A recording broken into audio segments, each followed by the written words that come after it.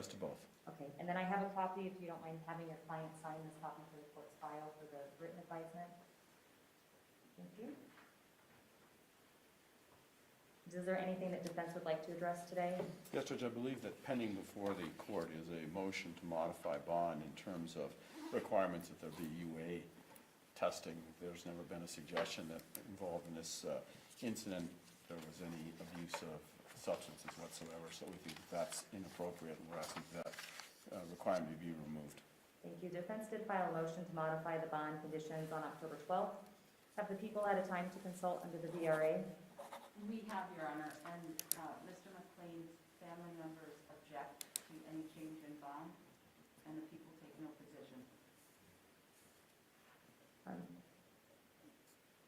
Noting the objection under the VRA, the court generally is to impose pursuant to statute conditions of bond that are related to the case or that ensure compliance. In this case, while the court doesn't have anything other than the grand jury information that had been provided pursuant to Judge Martinez's order out of Denver District Court, I believe I have sufficient information before me to make the finding that the requirement of the urine analysis is not related to the allegations in this case. And so I think that it's appropriate to grant the request to remove that specific condition of the bond. All other conditions of the bond would remain in place. Is there anything else from defense for today? We have just a moment. Yes.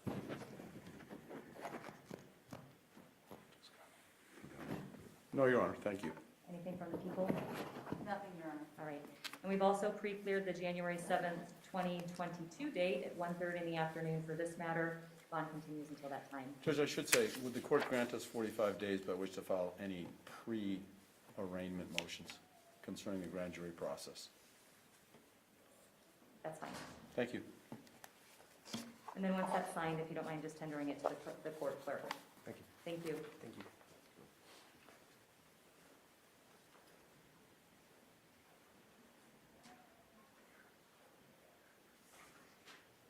The court will next call the, is it Rodema? Is that how you stated? That's correct, Your Honor. Okay, thank you. I'll call the Rodema matter next, which is 21 CR 2782. Similar in this matter, there is no recording of this proceeding or disseminating of this proceeding. The one official record is by the court reporter who is in front of the court this morning, and I will take appearances. Ann Rivera, Assistant Attorney General, appearing on behalf of the people, bar number 51988. And Bob Booth, bar number 51042, appearing for the people. Thank you. Morning, Your Honor. Good to see you again. Don Sisson, 35825, on behalf of Randy Rodema, who's present to my right, as well as Mr. Reed Elkis. All right, good morning to all the parties. We are set today in this case also for an appearance on bond, for an advisement on the charges that were filed by the Attorney General's office. I also have an advisement pursuant to Rule 5 filed September 15th by the people. Does defense waive a formal reading of an advisement, including the potential penalties? We do, Your Honor. All right, and then I will just have you also sign this written advisement so that it's part of the court record and court file, and then you may tender it to the clerk once your client has signed it. May I approach? Yes, you may. Thanks.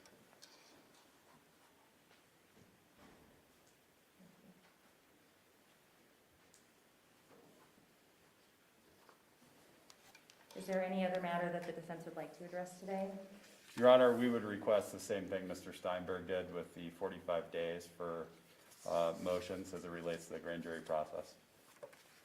Any objection from the people? No objection, Your Honor. All right, the defense has 45 days to file any motions. Anything else from defense? No, Your Honor. Anything from the people?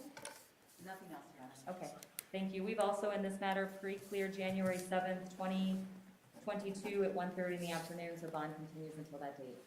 Thank you, Your Honor. Thank you.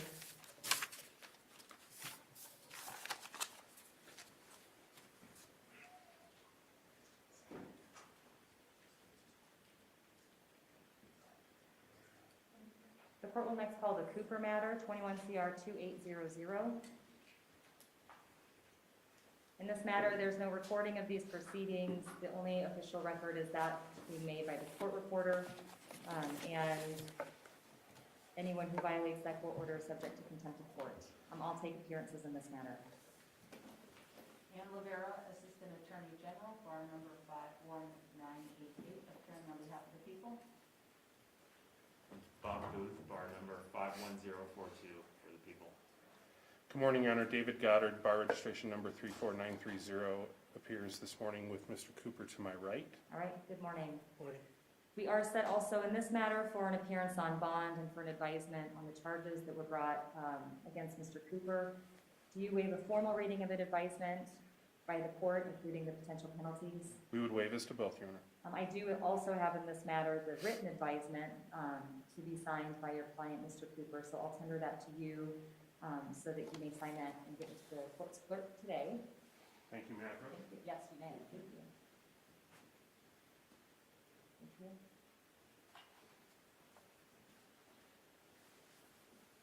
The other matter that in this case the court needs to address is pursuant to Rule 55.1. This was a case where defense filed a motion to seal the matter, and the court took action on that motion pursuant to the rule, and specifically pursuant to Rule 55.1. Upon the filing of such a motion, the court is ordered by this rule, that's a newer rule for our procedure, to suppress the file until further order of the court. I did issue a written order on October 28th. That was to give the parties notice that the court would address the request for the sealing of the record on today's court date. And so I don't know if you'd like to make an additional record as to your request to seal. Your Honor, the request to seal is based upon, there were certain information contained in the court record, and the documents included personal information, home address, phone numbers, other personal identification information. We would ask the court to continue to suppress that information. We expect, as evidenced by a camera in the courtroom, that this is going to be a case that draws a lot of media attention. For our client's safety, his family's safety, we would be asking the court to suppress any filings that contain that sort of information. I'm not requesting that the entire file be sealed. We're looking for something more targeted than that. Thank you. Do the people have a position? We concur with that, Your Honor. We also do not want people's personal identifying information, such as social security numbers, home addresses, and things of that nature, available to the public. And otherwise, we think the remainder of the record should remain public. All right, thank you. And well, just to clarify once again, the court's intent was not to have the case sealed permanently, but did follow the rule which required the sealing of it upon the filing of the motion. What the court will do is this, as it relates to personal identifying information, home addresses or other information, if there is a pleading that is filed with the court that contains that information, the parties shall file two versions of that pleading. One would be an unredacted copy, which may be filed suppressed with the court's clerk, and the other would be a redacted copy, which would be available to the public. Obviously, this is an open courtroom, so the substance of the motions or the pleadings need to be available to the public. If the court reviews the redactions and believes it's outside the scope of personal identifying information, I'll let the parties know and do an order on it. Otherwise, I'm going to put the responsibility on the parties to identify that information and to file two versions. And then again, if the court disagrees with the assessment, we'll let the parties know. Your Honor, does the court have further guidance on those pleadings that have already been filed with the court that contain that personal identification information? My guidance would be for you to file a redacted version that you're proposing would be made public, and then request for any specific filing to be suppressed, and then I'll rule on that motion. And so I would ask leave of the court for the pleadings that have already been filed in this court, they remain suppressed until that second pleading is filed. Is 7 days or 10 days sufficient for you to do that? I think the Attorney General needs to be consulted because some of the pleadings that we're referring to, I think, were filed by the people in this case. Are both parties Yes, in agreement? that's- I'm sorry to interrupt you. That's sufficient time, Your Honor. Thank Okay. you, Your Honor. I'll give 10 days for the parties to confer and file a proposed redacted version before the court unseals the previous filings in this matter. And then I'll review it in 10 days. Was there anything else from defense for today? Your Honor, the only thing that we would ask is we would join in other counts or other requests for 45 days to file pre-arraignment pleadings. And that's granted. Thank you. Anything- Nothing further. Anything from the people? Nothing further, Your Honor. All right, and similarly, bond continues until the next court date on January 7th, 2022 at 1:30 in the afternoon. Thank you, Your Honor. Thank you. Take care.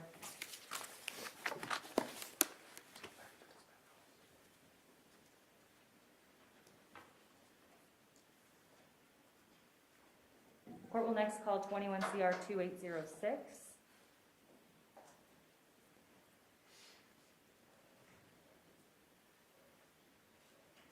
Similarly, in this matter, there's to be no recording of these proceedings.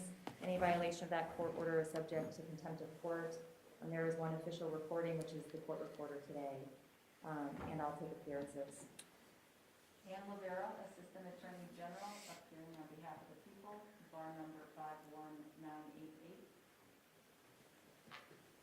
Booth, bar number 51042, appearing for the people.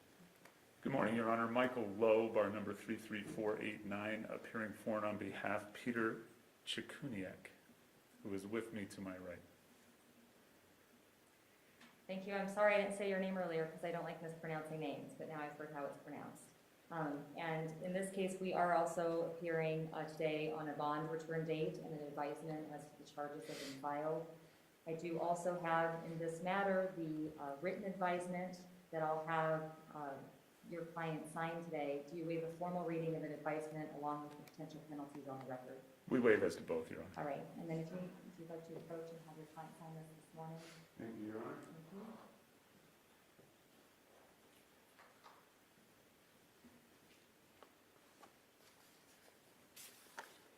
And this was also a case where the motion pursuant to Rule 55.1 was filed, and the parties have the benefit of hearing the last case and the court's record as to that.